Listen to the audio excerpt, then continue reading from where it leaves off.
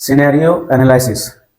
ये टॉपिक आपका electronic spreadsheet का है और इसमें आप जानेंगे कि कैसे हम लोग किसी भी कंडीशन में जो भी डेटा होगा उसमें अलग अलग फार्मूला को लगाकर हम किसी भी आउटपुट को फाइंड आउट करेंगे। किसी भी इनपुट को डालने के बाद उसका आउटपुट में क्या चेंज होता है या फिर आउटपुट को डालने के बाद इनपुट में क्या चेंज होता है, ये सब टॉपिक आपको सिनेरियो एनालिसिस में पढ़ना है।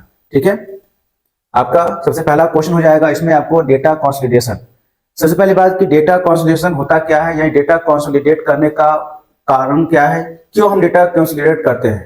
तो इसका मतलब ये हो गया कि मान लीजिए अगर आपका डेटा बहुत लंबा है यानी बहुत लेंथी डेटा है, तो उस कंडीशन में आपको डेटा को अगर एक जगह करना है या फिर सारे डेटा का कैलकुलेशन एक जगह लाना है तो उसके लिए आपको डेटा कंसोलिडेशन का जरूरत पड़ता है। होता क्या है कि मान लीजिए आपने स्प्रेडशीट में शीट 1, शीट 2, शीट 3 में काम किया है और तीनों शीट का आपको कैलकुलेशन एक जगह लाना है, तो उस कंडीशन में आप डेटा कंसोलिडेशन का यूज कर सकते हैं। या फिर मान लीजिए आपने एक शीट में मल्टीपल आपने कॉलम बनाया है एडिशन के लिए, तो सारे कॉलम को अगर एक जगह आप ऐड करते हैं तो ये भी आपको डेटा कंसोलिडेट हो जाता है। ठीक है, तो इसमें आपको होता क्या है, data consolidation is a process of considering data from several worksheet and preparing a consolidate single summary project report out of it. मतलब ये हो गया कि डेटा कंसोलिडेशन एक ऐसा समरी रिपोर्ट होता है जिसमें आपका डिफरेंट वर्कशीट से डेटा को कलेक्ट करके एक जगह उसका रिजल्ट को दिखाता है, एक जगह आउटपुट को दिखाता है। Data consolidation facilitates easier editing and viewing the information since so the data in aggregate या समरी फॉर्म। इसमें क्या होता है कि डेटा जो आपका है वो सिंपलेस्ट फॉर्म में आ जाता है, डेटा जो है वो आपको समराइज फॉर्म में आ जाता है और यहां से आप डेटा को आसानी से कंपेयर कर सकते हैं, आसानी से उसमें आप जो भी चेंजेस करना है वो कर सकते हैं। ठीक है, यानी मल्टीपल डेटा का आप लोग एक जगह उसका समरी देखते हैं, यही आपका डेटा कंसोलिडेशन हो जाता है। जैसे यहाँ देख सकते हैं आप लोग डिफरेंट आपका डेटा है और यहाँ पे आपको देखिए शीट 1 हो गया, शीट 2 हो गया, शीट 3 हो गया। तो यहाँ पे आपको ईयर 1 शीट 1 में जो ईयर 1 बना हुआ है तो इसमें आपका कुछ डेटा है, उसके बाद शीट 2 इसमें कुछ डेटा है और ये दोनों के डेटा को यहाँ पे ऐड करके दिखा दिया गया, that is called consolidated data. यानी कि ईयर 1 और ईयर 2 के डेटा को ऐड करके एक थर्ड शीट में उसको रिप्रेजेंट किया गया, समराइज फॉर्म में वहां पे दिखाया गया। अब क्वेश्चन 2 आते हैं, how do you consolidate data in Calc.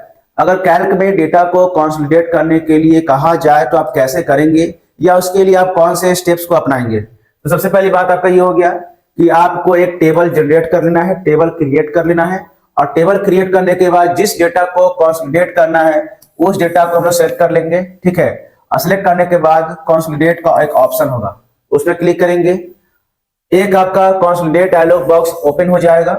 Open होने के बाद जो जो आपको टेबल या सीट जो है सीट 1 सीट 2 जो जो आपको ऐड करना है कंसोलिडेशन में, यहाँ पे आप उस टेबल को आप सिलेक्ट कर लेंगे और सिलेक्ट करने के बाद आप प्रेस करेंगे मोर बटन पे, वहां पे टेबल का रोल लेवल होगा, कॉलम लेवल होगा, वो दोनों लेवल को आप लिंक कर देंगे और लिंक करने के बाद जैसे ही ओके करेंगे आपका जो है वो समराइज फॉर्म या फिर आपका सीट 1 सीट 2 या जिस टेबल को आप कनेक्ट करेंगे वो डेटा आपको क्या होगा, अपीयर हो जाएगा।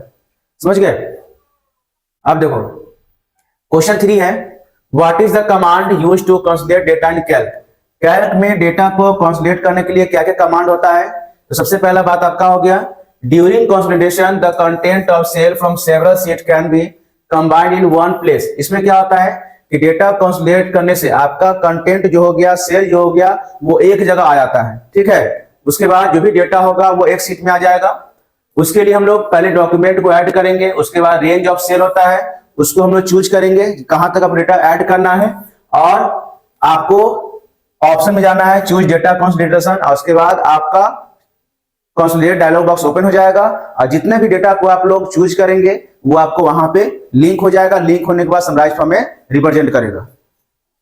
उसके बाद क्वेश्चन 4 है, राइट कमांड टू कैलकुलेट सब totals for expenses field in an expenses worksheet. तो इसके लिए आपको होगा क्लिक कमांड डेटा और सब टोटल। सब टोटल से क्या होता है कि आपका कोई भी डेटा जो लिखा हुआ है उसको हम लोग टोटल कर सकते हैं। ठीक है, चाहे वो कॉलम मेथड में हो या आपको रो मेथड में हो। अगर रो में दिया हुआ है तो आप लोग सब टोटल कर सकते हैं, कॉलम में भी है तो आप सब टोटल वहां भी कर सकते हैं। क्वेश्चन 5 है, what if analysis and how is it useful. What if analysis क्या होता है और कैसे यूजफुल है। आंसर हो जाएगा, what if analysis is the process of determining the effect on outcomes in a spreadsheet calculation through system changing in input. यानी what if analysis एक ऐसा प्रोसेस हो गया जिसमें आप किसी भी आउटकम में क्या चेंजेज होता है, क्या आपका बदलाव आता है इनपुट में बदलने के बाद।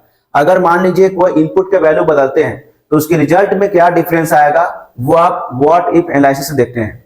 कोई भी इनपुट चेंज किए, कोई वैल्यू को बदलते हैं तो उसके रिजल्ट में क्या डिफरेंस आएगा, उसके आउटकम में क्या डिफरेंस आएगा, वो सब आपको व्हाट इफ एनालिसिस से पता चलता है।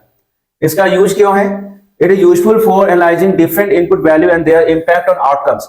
इसका यूज इसलिए है क्योंकि हम लोग अलग अलग इनपुट वैल्यू में उसको चेक करते हैं कि हमारा आउटकम्स क्या होता है, रिजल्ट क्या आएगा, उसका डिफरेंस क्या आएगा।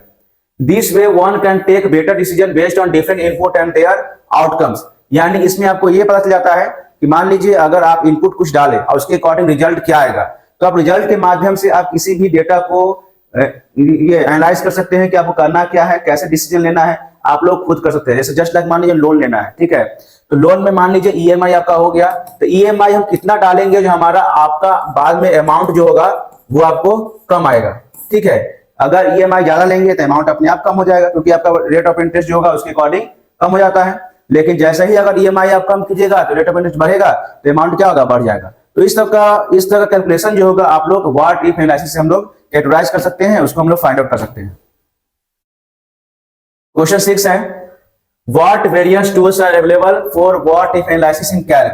कैल्क में हम लोग कौन कौन से टूल का यूज करते हैं व्हाट इफ एनालिसिस में। अगर आपसे पूछा जाए व्हाट इफ एनालिसिस में कौन कौन सा टूल आपका यूज होता है कैलकुलेशन के लिए, तो आप उसका ऑप्शन में बोलेंगे सिनेरियो हो गया, गोल सीक हो जाएगा और सॉल्वर हो जाएगा। ये तीन ऑप्शन का यूज करके हम लोग अलग अलग कंडीशन में वैल्यू को कैलकुलेट करते हैं। Question 7 write Calc command to use for various what if tools. Tools command use for various what if tools. इसमें आपको होता है टूल्स कमांड जो आपको व्हाट इफ जो टूल्स होता है उसके अकॉर्डिंग काम करता है। उसके बाद हो गया how is solver different from goal seek. Solver जो है गोल सीक से कैसे डिफरेंट है, यानी सॉल्वर जो है वो गोल सीक से कैसे डिफरेंट वे में काम करता है। Solver tools is a more elevated form of goal seek and it deals with equation with multiple unknown variable. देखिए सॉल्वर जो है गोल सीक से ज्यादा एलिब्रेट फॉर्म होता है, ठीक है, और ये जो होता है मल्टीपल आपका अननोन वैल्यू के अकॉर्डिंग रिजल्ट देता है। मान लीजिए आपको बहुत सारे आपका अननोन वैल्यू है उसको पुट करेंगे और इसके अकॉर्डिंग आपको आउटपुट लाना है, तो मल्टीपल आपका अननोन वैल्यू के अकॉर्डिंग आपका रिजल्ट आएगा। Aim of solver is to find the maximum और minimum result from multiple unknown variable. होता क्या है, सॉल्वर जो है आपको मल्टीपल अननोन वेरिएबल से उसका मिनिमम क्या रिजल्ट आ सकता है, मैक्सिमम क्या रिजल्ट आ सकता है किसी डेटा का, उसको हम लोग एनालाइज कर सकते हैं। जबकि गोल सीक जो है, goal seek is what if analysis tool that calculate the backward to obtain an input that would yield a given output. जबकि गोल सीक जो है एक ऐसा व्हाट इफ एनालिसिस टूल है जो आपको बैकवर्ड तरीके से कैलकुलेशन करता है कि इनपुट हम क्या डालेंगे जो आउटपुट आएगा, आउटपुट हमारा कितना रहना चाहिए जो हम उसके अकॉर्डिंग इनपुट डालेंगे। तो इस तरह का हम लोग रिवर्स या वाइस वर्सा जो है उसके अकॉर्डिंग हम लोग डेटा को फाइंड आउट करना है, तो हम लोग ये गोल सीक टूल का यूज करते हैं जो व्हाट इफ एनालिसिस के अंदर आता है। अब देखिए क्वेश्चन है what is the use of scenario tools. Scenario tools का क्या यूज होता है, यहां देखिए a scenario tool is a what if analysis tool which help us to build a model where changes made in value are reflected in the possible outcomes। यानी scenario एक ऐसा what if analysis tool होता है जिसके माध्यम से हम लोग कोई भी वैल्यू में चेंज करेंगे तो उसके अकॉर्डिंग आउटकम्स में क्या बदलाव आएगा, इस चीज को हम लोग जानते हैं, ठीक है। यानी इनपुट में क्या बदलेंगे जो हमारा आउटपुट के अकॉर्डिंग चेंज हो जाएगा। तो यहाँ देखिए आपको नंबर ऑफ इंस्टॉलमेंट दिया हुआ, यहाँ देखिए इनपुट हो गया, यहाँ देखिए आपको, यहाँ देखिए, और उसके अकॉर्डिंग आपका यहाँ देखिए ईएमआई और यहाँ देखिए ईएमआई। यानी आप क्या यहाँ क्या चेंज कर रहे हैं जिसके अकॉर्डिंग आपका जो आउटकम्स है वो बदल रहा है, ठीक है। आपने 48 किया तो उसके अकॉर्डिंग आपका ईएमआई ये हो गया, और फिर यहाँ पे आपका 60 किया गया, इनपुट चेंज किया गया, इसके अकॉर्डिंग आउटकम्स क्या हो गया, बदल गया, ठीक है। तो यही चीज आपका होता है सिनेरियो में, यानी इनपुट आप क्या बदलेंगे उसके अकॉर्डिंग आपका आउटकम्स जो है वो रिफ्लेक्ट करेगा, रिजल्ट जो होगा उसका आएगा, ठीक है। which is based on some formula using this value। इसमें क्या होता है कि आपका कुछ फॉर्मूला को यूज किया जाता है इस तरह का वैल्यू को निकालने के लिए, वो कंडीशनल फॉर्मूला होता है, हम लोग कंडीशन के अकॉर्डिंग उसमें फॉर्मूला लगाते हैं। अब देखिए क्वेश्चन है what is the use of goal seek tool. Goal seek tool का क्या यूज होता है, तो इसमें आपका आंसर हो जाएगा goal seek is a what if analysis tool that calculate backward to obtain input that would you yield a given output. यानी इसमें क्या हो गया कि आपको ये बैकवर्ड तरीके से काम करेगा, यानी आउटपुट में ऐसा क्या डालेंगे से उसके अकॉर्डिंग आपको इनपुट आएगा। ठीक है, ये आपको उल्टे तरीके से काम करता है। यानी मान लीजिए आपका ईएमआई डाला गया, ठीक है, उसके according automatic number of installment जो है वो कैलकुलेट करेगा। तो ये भी आपको व्हाट इफ एनालिसिस टूल है। तो इसमें आपका कुछ इंपॉर्टेंट क्वेश्चन है, जैसे गोल सीक क्या हो गया, सॉल्वर क्या हो गया, व्हाट इफ एनालिसिस टूल क्या हो गया, सॉल्व और आपका सिनेरियो क्या हो गया। तो ये सब कुछ इंपॉर्टेंट टॉपिक इस चैप्टर से रहता है, जो कि एग्जाम के लिए बहुत ही इंपॉर्टेंट भी रहता है।